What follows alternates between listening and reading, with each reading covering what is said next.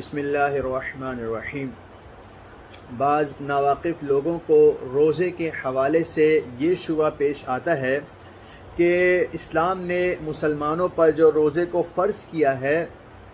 تو اس کی وجہ در حقیقت یہ ہے کہ عرب ویسے ہی فقر و فاقے میں زندگی بسر کیا کرتے تھے اور عرب کی اقتصادی حالت بھی کچھ مضبوط نہیں تھی،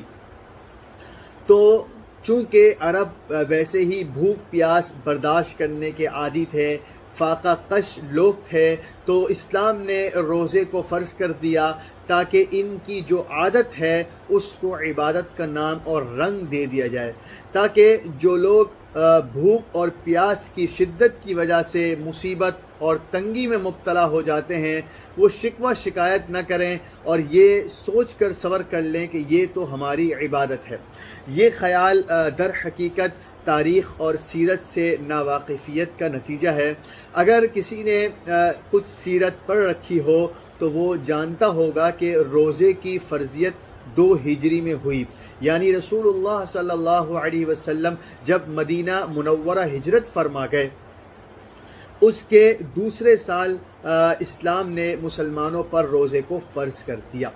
دوسری بات آپ یہاں پر یہ سمجھیں کہ اسلامی عبادات در حقیقت روحانی امراض کی دوا ہیں، اور جب یہ دوا ہے تو لازماً دوا اس وقت دی جاتی ہے جب روحانی امراض پیش آ جائے یا ان کے پیش آنے کے آثار نمایاں ہو جائے۔ جب آپ یہ بات سمجھ گئے تو اب یہ سمجھیں کہ حضور صلی اللہ علیہ وسلم نے ابتداءً 13 سال مکہ مکرمہ میں گزارے، اور جو سخت اور پریشان کن وہ 13 سال رہے، تاریخ کے اوراق اس پر گواہ ہیں کہ مشرکین اور کفار نے کس قدر مسلمانوں کو پریشان کر رکھا تھا، اور پھر وہ سوشل بائیکاٹ جو حضور علیہ السلام اور آپ کے ماننے والوں کے ساتھ کیا گیا وہ بھی تاریخ کے اوراق میں موجود ہے۔ تو اگر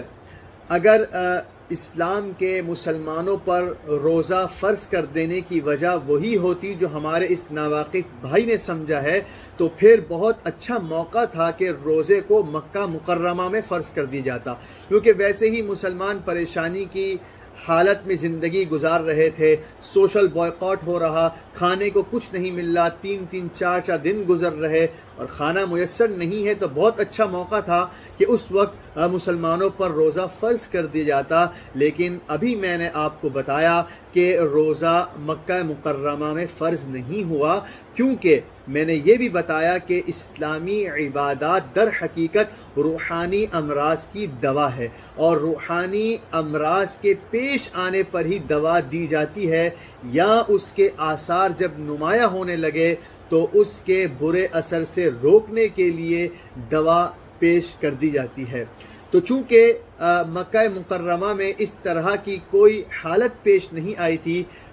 کہ کہا جا سکے کہ روحانی مرض پیش آ گیا یا اس کے پیش آنے کے آثار نمایاں ہو گئے، کیونکہ ویسے ہی کھانے کو کچھ نہیں تھا، دنیا تھی ہی نہیں، اور جور و ستم جو کفار کا تھا وہ اس پر الگ۔ لیکن جب مسلمان ہجرت کر کے مدینہ منورہ چلے گئے، اب اسلامی ریاست قائم ہوئی، اب مسلمانوں کو کفار کے ظلم و جور سے آزادی نصیب ہوئی، اب مسلمانوں کو عبادات کھلے طور پر کرنے کی آزادی میسر آئی، اب فتوحات کی ابتدا ہوئی، اور یہ فتوحات روز بروز بڑھنے لگی، اب مال اور دنیا مسلمانوں کے قریب آنے لگی۔ پھر انصار جو اپنی جان پر اپنے مال پر ان مہاجرین کو فوقیت دیا کرتے تھے اور اپنے مال ان پر قربان کیا کرتے تھے، تو جب یہ چیزیں ہونے لگی مدینہ منورہ میں جانے کے بعد تو اب اندیشہ ہوا کہ اب روحانی امراض پیش آ جائیں گے، اور اگر پیش نہ بھی آئے تو اس کے پیش آنے کے آثار ضرور نمایاں ہو گئے تھے کہ اب دنیا اپنی اصلی صورت میں مسلمانوں کے قریب آ رہی تھی۔ تو اب یہ وقت تھا اور وہ وقت آ گیا جب اسلامی عبادت کے دینے کا حکم دینے کا وقت آ پہنچا، تو اب مسلمانوں پر 2 ہجری میں روزے کو فرض کر دیا، کیونکہ اب وہ اندیشہ پیش آ گیا جس کا ذکر میں نے کیا۔ تو میں سمجھتا ہوں کہ اس سے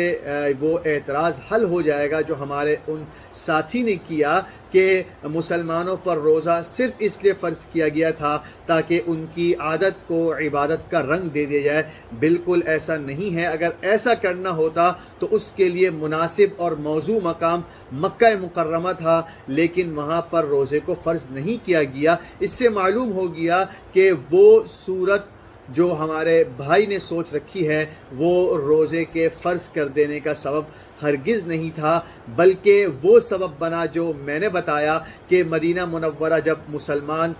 چلے گئے تو اب روحانی امراض کے پیش آ جانے کا اندیشہ رونما ہونے لگا، تو اب اسلام نے مسلمانوں پر روزہ فرض کر دیا تاکہ اس برے اثر کو آنے سے پہلے ہی روک دیا جائے اور اس کا خاتمہ کر دیا جائے۔